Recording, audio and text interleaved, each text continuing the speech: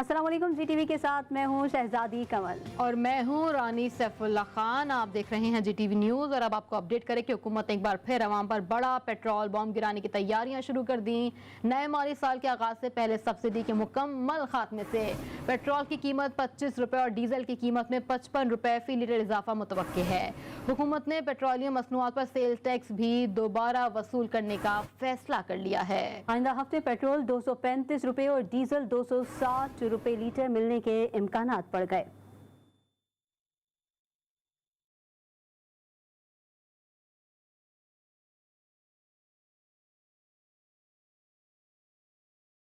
आवाम नए petrol bomb का सामना करने के लिए तैयार हो जाएं। पेट्रोल की फी लीटर कीमत में 25 रुपए और डीजल की कीमत में 55 रुपए फी लीटर इजाफा मुतवक्के है। ज़राए के मुताबिक IMF प्रोग्राम की बहाली के लिए हुकूमत को पेट्रोल और डीजल की कीमतों में मजीद इजाफा करना होगा। बाखबर ज़राए ने बताया कि तवक्को है कि हुकूमत नए माली साल के आगाज से कबल तेल पर सब्सिडी मुकम्मल तौर पर खत्म कर देगी। बैनुल अक़वामी मार्केट में तेल की मौजूदा कीमतों के तनाज़ुर में पेट्रोल पर सब्सिडी 25 रुपए जबकि डीजल पर 55 रुपए है। ओगरा आइंदा हफ्ते कीमतों का हतमी तयन करके अपनी सिफारिशात वज़ीर आज़म को पेश करेगा।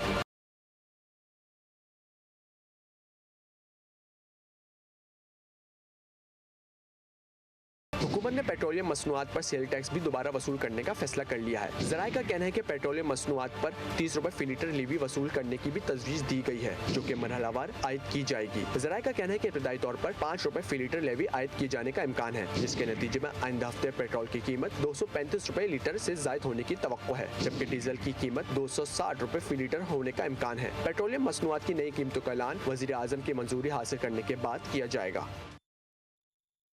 वफाकी वज़ीर ख़ज़ाना मिफ्ता इस्माइल का कहना है कि हुकूमत पेट्रोल, बिजली और गैस पर जो भी सब्सिडी देती है वो पैसे भी किसी न किसी सूरत में अवाम ही अदा करते हैं। पाकिस्तान एक मुश्किल वक्त से गुजर रहा है। हमारी मौशी हालत बद से बदतर हो गई है। पोस्ट बजट कॉन्फ्रेंस से खिताब में वज़ीर ख़ज़ाना ने कहा कि पेट्रोल महंगा कर रहे हैं तो ये पैसे भी मुल्क के ख़जाने में ही जा रहे हैं। इमरान खान के दौर में तारीखी मौशी खसारा हुआ। हमारा मुल्क मईशत में मज़ीद नुकसान बर्दाश्त नहीं कर सकता। अगर मज़ीद मुश्किल फैसले लेना पड़े तो वो भी हम लेंगे। जब हम पेट्रोल में भी सब्सिडी दे रहे होते हैं, डीजल में भी सब्सिडी दे रहे होते हैं, तो अपने आप को ही दे रहे होते हैं। हम पाकिस्तान का ही पैसा है जो हम पाकिस्तानियों को दे रहे होते हैं, कोई और कहीं से नहीं आते पैसे। 16 रुपए पर यूनिट तो हुकूमत पाकिस्तान दे रही है बिजली की, और 17-18 रुपए डिपेंड करता है कंज्यूमर, कहीं कहीं 24 रुपए आप दे रहे हैं, आवाम दे रही है। तो ये 16 रुपए भी आवाम दे रही है। Let me be very clear, ये भी आवाम के ही पैसे हैं जो आवाम दे रही है, और कहीं ना कहीं महंगाई में देती है। आप देखिए कि आपका 1400 अरब रुपए का गैस का सर्कुलर डेट है। PSO के पास इस वक्त 500 अरब रुपए की अकाउंट रिसीवेबल्स हो गए हैं। अगर पेट्रोल महंगा करते हैं तो घर पे पैसे लेके नहीं जा रहा हूं भाई, आपके कौम के खजाने में ही डाल रहा हूं। इसलिए अगर मुश्किल फैसले लेने हैं तो इंशाल्लाह लेंगे। पेट्रोलियम मसनूआत की कीमतों में मुतवक्के इजाफे से ट्रांसपोर्टर्स भी परेशान हो गए। कहते हैं कि अगर इजाफा किया गया तो जो मजबूरन किरायों में इजाफा किया है वो मजबूरी हो जाएगा। पहले ही नुकसान में गाड़ियां चला रहे हैं। मज़ीद तफसीलात वहीद गुजर से जान लेते हैं, जो इस वक्त लाहौर लारी अड्डे पर ट्रांसपोर्टर्स के साथ ही मौजूद हैं। जी वहीद, क्या कहना है बस मालिकान का? जी देखिए, डीजल और पेट्रोल की कीमतें बढ़ने के बाद किराए में जो है इजाफे से मुसाफिर काफ़ी ज़्यादा परेशान दिखाई देते हैं, और साथ साथ ट्रांसपोर्टर्स जो हैं उनकी मुश्किलात भी जो है वो दिन ब दिन बढ़ती चली जा रही हैं। अब बताया जा रहा है कि पेट्रोल और डीजल की कीमतों में मज़ीद इजाफा जो है वो मुतवक्के है, और अगर ये इजाफा हो जाता है तो ट्रांसपोर्टर्स जो है कितना किराया बढ़ाएंगे और मुसाफिरों को किन मुश्किलात का सामना करना पड़ेगा, यही जानने के लिए हमारे साथ मौजूदा ट्रांसपोर्टर के कुछ ओहदेदारान, हम इनसे मज़ीद बात कर लेते हैं। जी सर, डीजल बढ़ेगा तो ज़ाहिर बात है किराए बढ़ेंगे, तो जब किराया बढ़ेगा तो फिर सारे मुसाफिर परेशान होंगे। ठीक है, तो लिहाजा ये बात है कि फ्यूल नीचे आना चाहिए। जो फ्यूल पहले था ना, उससे हमें सिर्फ 5-7 हज़ार रुपये फी गाड़ी को बचता था अगर गाड़ी फिट जाए, और अब खाली गाड़ी जाती है, हमें हर चीज़ घर से डालनी पड़ रही है। तो फिर जाहिर बात है मजबूर है किराया बढ़ाने पे। किराया नहीं बढ़ाएंगे तो हम फिर खड़ी कर देंगे गाड़ियाँ। बिल्कुल, ये मजबूरी सूरत हाल है। इनका कहना है कि पेट्रोल और डीजल की कीमतें कम करके ही मुसाफिरों की मुश्किलात के साथ साथ ट्रांसपोर्टर की मुश्किलात कम हो सकती हैं। तो इनका यही कहना है कि ट्रांसपोर्टर और मुसाफिरों की मुश्किलात कम करने के लिए इंतजामिया को पेट्रोल की कीमतों को नीचे लाना होगा, तभी जाकर मुसाफिरों की और ट्रांसपोर्टर्स की मुश्किलात को कम किया जा सकता है। पार्लियामेंट हाउस के बजट में 5 अरब रुपए इजाफी मुख्तस कर दिए गए हैं। ये रकम अफसरान की तनख्वाहों, अखराजात, अलाउंसेस की मद में रखी गई है। कौमी असम्बली को गुज़िश्ता माली साल के मुकाबले में तकरीबन 3.25 अरब जबकि ऐवान बाला को तकरीबन 2.25 अरब रुपए इजाफी मिलेंगे। दस्तावेज़ात के मुताबिक कौमी असम्बली को नए माली साल के लिए 34 अरब 53 करोड़ 27 लाख 6 हज़ार रुपए दिए जाएंगे, जबकि सेनेट को 13 अरब 97 करोड़ 1 लाख 30 हज़ार रुपए दिए जाएंगे। वफाकी बजट में छोटे बड़े दुकानदारों पर 3 से 10 हज़ार रुपए का टैक्स लगाने के हुकूमती फैसले को कराची के दुकानदारों ने मुस्तरद कर दिया है। कहते हैं वैसे ही महंगाई की वजह से कमाई नहीं हो रही और टैक्स देना होगा, इस तरह काम नहीं चलेगा। हमारे नुमाइंदे वसीम हैदर बता रहे हैं। मज़ीद तफसीलात जी वसीम बताइएगा। जी बिल्कुल, देखिए कल वफाकी हुकूमत की जानिब से जो है वो वफाक का बजट पेश किया गया, जिसमें ये भी कहा गया है कि रिटेलर जो दुकानदार हैं उनकी जो टैक्स की मद में जो पैसे लिए जाएंगे वो 3,000 रुपये से लेके 10,000 रुपये तक जो है वो चार्ज किए जाएंगे और ये पैसे जो हैं वो बिजली के बिल में जो है वो लग कर आएंगे और इस तरह जो है वो दुकानदार जिस तरह बिल भरता है इस तरह वो बिल भरेगा और ये टैक्स के जो पैसे हैं ये बिल के अंदर ही जो है वो अदा हो जाएंगे। इस वक्त मैं मौजूद हूँ एक छोटे दुकानदार के पास, दुकान के बाहर। आइए इनसे बात करते हैं कि आया ये हुकूमत का ये फैसला जो है वो इनके लिए सूदमंद साबित होगा या नहीं होगा। ये बताइएगा जो टैक्स गवर्नमेंट ने लगाया है और कहा है कि इसमें जो है बिजली के बिल में इसको लिया जाएगा, इस बारे में आपकी क्या राय है? ये भाई सरासर ज़ाती है और ये पहले ही हमारे पास तो टैक्स लग कर अगर 20,000 की बिजली हम इस्तेमाल करते हैं तो 11,300 का तो टैक्स लग कर आ रहा है पहले से ही। अगर 11-12 हज़ार रुपये और टैक्स लग गए तो 70-80 हज़ार रुपये बिल चले जाएगा, तो नुकसानदेह हमारे लिए ज़रा सर ज़ाती हो रही है जी। आपने सुना उनका ये कहना था कि ये छोटे दुकानदारों के साथ सरासर ज़्यादती है। अगर हुकूमत को जो है वो टैक्स की मद में ही पैसे लेने थे तो जो तरीक़ेकार पहले वाज़े था और जिस तरीक़ेकार से पैसे लिए जा रहे थे वही तरीक़ेकार को जो है वो दोबारा लागू किया जाए ताकि छोटे जो दुकानदार हैं, कारोबार करने वाले, वो इस चीज़ से मुतसना हो जाए। जी। वफाकी बजट में दरामदशुदा मोबाइल फ़ोन वाली की कीमत में 100 रुपये से लेकर 16,000 रुपये तक इजाफा कर दिया गया, जिसके बाद मोबाइल फ़ोन मज़ीद महंगे हो जाएंगे। शहरी इस हवाले से क्या कहते हैं जान लेते हैं नुमाइंदा JTV न्यूज़ मोहम्मद फैज़ान खान से। जी फैज़ान। जी हाँ, बिल्कुल। आजकल के दौर में मोबाइल फ़ोन इंसानी ज़िंदगी का एक अहम हिस्सा बन चुका है, लेकिन गुज़िश्ता रोज़ वफाकी बजट में लेवी की मद में दरामदशुदा मोबाइल फ़ोन की कीमतों में 100 रुपये से 16,000 रुपये तक जो है इजाफा कर दिया गया है, जिसके बाद जो मोबाइल फ़ोन की अब कीमत है उसमें भी वो महंगे हो जाएंगे, उनकी कीमतों में इजाफा हो जाएगा। इस वक्त शहरी हमारे साथ मौजूद है, इनसे बात करते जानते क्या कहेंगे जब कल बजट पेश किया गया है, अभी मोबाइल फ़ोन मज़ीद महंगे हो जाएंगे। देखो सर, ये मोबाइल जो महंगा कर रहे हैं ना, ये हम लोग यूज़ नहीं कर पा रहे हैं। मोबाइल जो टैक्स बढ़ रहा है, अभी जो ये टैक्स बढ़ाएंगे 100 रुपये से 16,000 रुपये तक, तो हर बच्चा हर कोई इसको यूज़ नहीं कर पाएगा, तो इसमें बजट में बहुत ज़्यादा हो रहा है। इसको थोड़ा जो है, पहले जो हम लोग 16,000 का मोबाइल ले रहे थे अभी वो 23,000 24,000 तक पहुँच रहे हैं। जी, आपने सुना कि इनका कहना है कि मौजूदा दौर में जो मोबाइल फ़ोन की कीमतों में इजाफा हो रहा है, हुकूमत को चाहिए कि मोबाइल फ़ोन की कीमतों में इजाफे का जो ऐलान है बजट में लेवी कीमत में इजाफा किया जा रहा है उसे वापस लिया जाए। जी। आइंदा माली साल 2022-23 के बजट में हुकूमत ने तनख्वाहदार तबके के लिए इनकम टैक्स छूट की हद 6 लाख से बढ़ाकर 12 लाख रुपए कर दी। गुर्बत में कमी के लिए ज्यादा आमदनी वालों पर वन टाइम टैक्स की तजवीज़ भी दी गई है। बजट में बड़े फार्म हाउसेज और 2.5 करोड़ से जायद की गैर इस्तेमाल शुदा प्रॉपर्टी पर टैक्स की तजावीज़ हैं। मज़ीद तफसीलात इस रिपोर्ट में देखिए।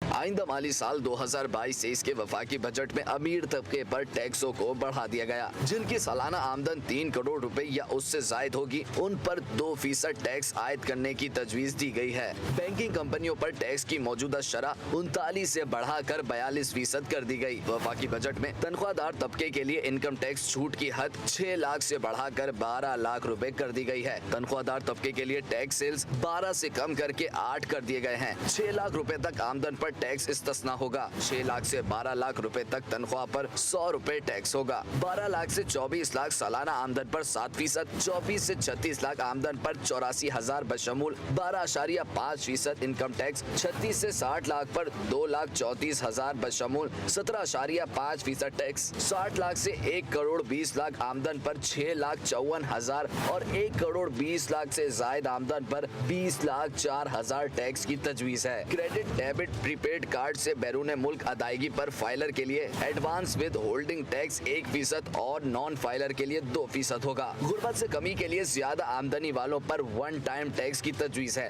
बड़े फार्म हाउसेज और 2.5 करोड़ से जायद की गैर इस्तेमाल शुदा प्रॉपर्टी पर टैक्स की तजावीज़ है। वफाकी हुकूमत की जानिब से 200 यूनिट से कम बिजली इस्तेमाल करने वाले सारिफिन को सोलर पैनल खरीदने के लिए आसान इक़सात पर बैंकों से कर्जे देने के फैसले को शहरियों ने खुशाइन करार दिया। शहरी कहते हैं हुकूमत का अच्छा फैसला है, लेकिन ये कर्जे आसानी से देने चाहिए, ना कि ख्वार किया जाए, जबकि बिजली भी फराहम करें। मज़ीद तफसीलात जान लेते हैं नुमाइंदा GTV न्यूज़ पेशावर नवाब शेर से, जो इस वक्त शहरियों के साथ ही मौजूद हैं। जी नवाब, बताइएगा। जी बिल्कुल, वफाकी हुकूमत ने 200 यूनिट बिजली कम इस्तेमाल करने वाले सारिफिन के लिए सोलर पैनल लगाने के लिए बैंकों से आसान इक़सात पर कर्जे दिलाने का ऐलान कर दिया है, जिससे पेशावर के कुछ शहरी खुश दिखाई दे रहे हैं, जबकि कुछ इस फैसले से नाखुश भी है। मेरे साथ कुछ शहरी मौजूद है, उनसे बात कर जी सोलर पैनल के लिए जो है वो आसान इक़सात पर कर्जे देने का ऐलान किया है, क्या कहेंगे? देखें जी, सोलर पैनल अगर मिल जाए तो बिजली पर काबू भी पाया जा सकता है, लेकिन अगर जो ऐलानात करते हैं उस ऐलान पर अमल करें तो ये अच्छी बात है कि मिले, लेकिन जो तरीक़ेकार हो वो आसान हो। लेकिन 200 यूनिट आजकल कोई नहीं, इससे कम कोई नहीं इस्तेमाल कर सकता, क्योंकि हर घर में पंखे हैं, रूम कूलर हैं, वहाँ पे AC लगे हुए हैं, तो ये मुश्किल है। लेकिन सोलर उनको आसान इक़सात पर देने चाहिए। जैसा कि आप लोग देख रहे हैं कि शहरियों का यही कहना है कि हुकूमत का ये बहुत अच्छा फ़ैसला है, लेकिन हुकूमत को चाहिए कि ये जो कर्ज़े है इनको आसानी से मिले, ताकि उनके जो मुश्किलात है वो कम हो सके। और इसके साथ साथ शहरियों का ये भी कहना है कि सोलर पैनल लगाने के लिए कर्ज़े देना अच्छी बात है, लेकिन इसके साथ साथ हुकूमत को चाहिए कि वो लोड शेडिंग को कंट्रोल करने के लिए भी इक़दाम करे और उनको बिजली भी जो है वो फराहम करे। जी, वफाकी बजट में सरकारी मुलाजमीन की तनख्वाहों में 15% इजाफा किया गया, लेकिन इसके बावजूद इस्लामाबाद में सरकारी मुलाजमीन बजट से मुतमईन नजर नहीं आ रहे। मज़ीद तफसीलात जानते हैं आफ्ताब जहां से। जी आफ्ताब, बताएगा सरकारी मुलाजमीन का क्या कहना है?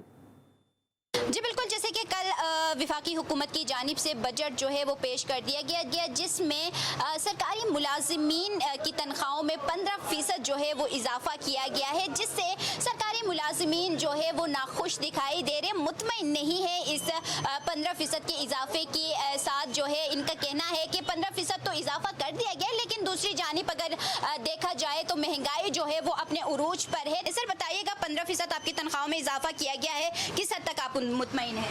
महंगाई जिस हिसाब से हो रही है उसमें 15% तो कोई चीज़ नहीं है, लेकिन इस हुकूमत से हमें ये तो तवक्को नहीं थी। हम तो कम से कम 100% इंक्रीज़ को मांग रहे थे, डिमांड कर रहे थे। हमने इसके लिए धरने दिए और हमारा पूरा चार्टर ऑफ डिमांड गवर्नमेंट के पास है। बिल्कुल, जैसे कि आपने जाना कि इनका यही कहना है कि हुकूमत वक्त को चाहिए कि कुछ जो उनके फैसले हैं उन पर नज़रसानी करें। यहाँ पे ये भी मैं आपको बताती चलूँ कि बजट से एक रोज़ कबल सरकारी मुलाजिमीन ने सेक्रेटेरिएट के बाहर एहतजाज भी किया था, जहाँ पे इन लोगों ने मुतालिबात अपने ये रखे थे कि 50% जो है तनख्वाहों में इजाफा किया जाए, लेकिन हुकूमत की जानिब से कुछ मुतालिबात जहाँ माने गए वहाँ पे तनख्वाहों में 15% जो है वो इजाफा किया गया है, जिससे सरकारी मुलाजिमीन नाखुश हैं। जी, अवाम ने वफाकी हुकूमत की जानिब से पेश किए गए बजट को मुस्तरद कर दिया। कहते हैं रिलीफ देने का नारा लगाकर इमरान खान की हुकूमत हटाने वालों ने परेशानियों में मजीद इजाफा किया है। सरकारी मुलाजमीन की तनख्वाह तो बढ़ा दी गई, लेकिन आम आवाम को रिलीफ नहीं दिया गया। हर चीज़ महंगाई हो गई है, इंसान की पहुंच से दूर है, तो मैं तो नहीं समझता हूँ कि अच्छा बजट है। सर अवाम के लिए कोई रिलीफ नहीं आया, कोई उनको कुछ नहीं मिला है, सब ड्रामेबाजी है। इसमें अवाम की कोई रिलीफ नहीं मिला। दाल चावल आटा घी ये हर चीज़ महंगी है। हमारे लिए तो ये बहुत बड़ा अजाब है। महंगाई तो और भी बढ़ेगा, मज़ीद और भी बढ़ जाएगा, लेकिन कुछ फ़ायदा हम लोगों को नहीं हुआ है। इमरान खान को हुकूमत भी गिरने से और ये हुकूमत की जो है कोई हम लोगों को फ़ायदा नहीं हुआ है। बस इन्होंने अवाम को मार दिया, बस गरीब बंदा जो है ना वो मर गया पाकिस्तान में। ये वफाकी हुकूमत ने जो बजट पेश किए इससे आवाम को रिलीफ नहीं बल्कि उनकी मुश्किलात में और भी इजाफा होगा। आपको बताएं कि कराची में तजावुजात और गैर कानूनी तामीरात के खिलाफ DGSBCA ने डंडा उठा लिया। 7 करोड़ की हिदायत पर केमाड़ी में बड़ी कार्रवाई की जा रही है। अमेरिकन कॉन्सुलेट के करीब तजावुजात के खिलाफ ऑपरेशन जारी है। ऑपरेशन में DC केमाड़ी और पुलिस के इजाफी नफरी भी मौजूद है।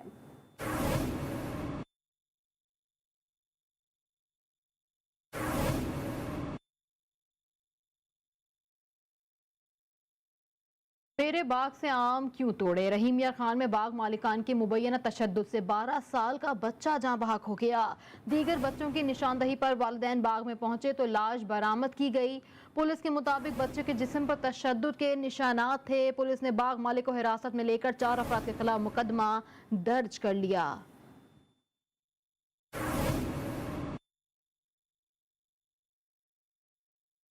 लाहौर के स्पेशल सेंट्रल कोर्ट ने FIA मनी लॉन्ड्रिंग के मुकदमे में वज़ीर आज़म शहबाज शरीफ और वज़ीर आला पंजाब हमजा शहबाज के वकील ने अबूरी ज़मानतों पर फैसला महफूज कर लिया। वज़ीर आज़म शहबाज ने अपने बयान में कहा है कि केस झूठ और बदनीयती पर मुबनी है। मजीद कहा कि कौम के अरबों रुपए बचाए और अपने खानदान का नुकसान किया। तफसीलात देखिए ज़ैनुल आबदीन की इस रिपोर्ट में।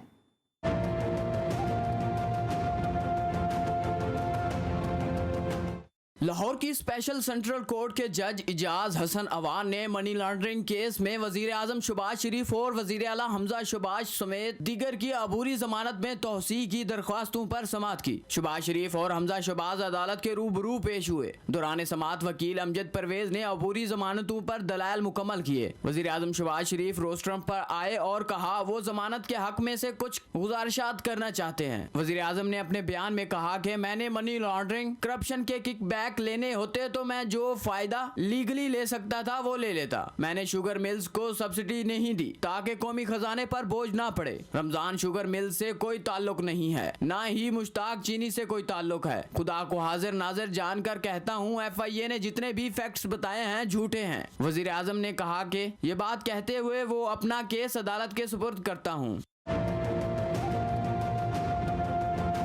दौरान समाअत FIA के स्पेशल प्रोसिक्यूटर फारूक बाजवा ने अपने दलाइल में कहा कि शहबाज शरीफ के अकाउंट्स में 4 मुश्तबा ट्रांजैक्शंस हुई। अदालती इस्तफसार पर तफ्तीशी ने बताया कि ना ही मौजूदा तफ्तीश और ना ही गुज़श्ता तफ्तीशी ने ज़िमनी में कहीं नहीं लिखा कि मुल्ज़मान की हिरासत दरकार है। अदालत ने फरीकैन के दलाइल मुकम्मल होने पर अबूरी जमानत की दरख्वास्तों पर फैसला महफूज कर लिया। कैमरामैन मोहम्मद अकरम के साथ ज़ैनुल आबिदीन, GTV न्यूज़ लाहौर।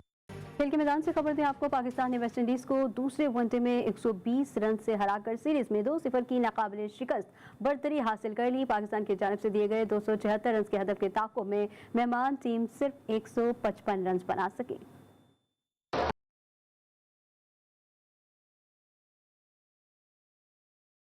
पाकिस्तान और वेस्ट इंडीज की टीमों के माबैन मुल्तान क्रिकेट स्टेडियम में खेले जाने वाले मैच में पाकिस्तान ने टॉस जीतकर पहले बैटिंग करने का फैसला किया। ओपनर फखर जमान खातिर ख्वाह कारकर्दगी नहीं दिखा सके और 17 रन बनाकर आउट हो गए। एक मरतबा फिर बाबर आजम इमामुल हक ने टीम के लिए सेंचुरी पार्टनरशिप बनाई। दोनों ने 120 रन जोड़कर टीम का मजमुआ 145 तक पहुँचाया। इमामुल हक 72 रन बनाकर आउट हो गए। कप्तान बाबर आजम 77 रन की इनिंग्स खेलकर अकील हुसैन की गेंद पर इन्हीं को इस वक्त कैच दे बैठे जब टीम का मजमुई स्कोर 187 था। मोहम्मद रिजवान 15 रन बना सके। ताहम शादाब खान और खुशदिल शाह के 22 रन और इख्तितामी लम्हात में मोहम्मद वसीम के 17 और शाहीन शाह अफरीदी के 15 रन ने स्कोर में इजाफा किया।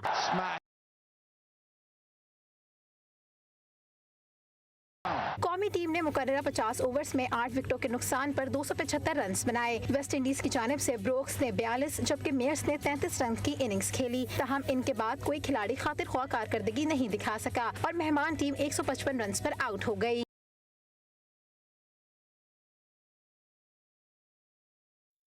मानवी किरदारों को अपनी अदाकारी से यादगार बना देने वाले संतोष कुमार को इस दुनिया से गुजरे 40 बरस बीत गए हैं।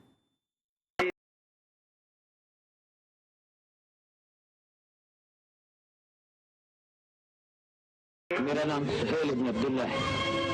मैं बगदाद के जालिम वजीर के झूठे कानून का मुजरिम हूँ। और काला को भाग के यहाँ आया। न्यूज़ स्टूडियो से फिल वक्त इतना ही। देखते रहिए GTV न्यूज़, जी पाकिस्तान के लिए।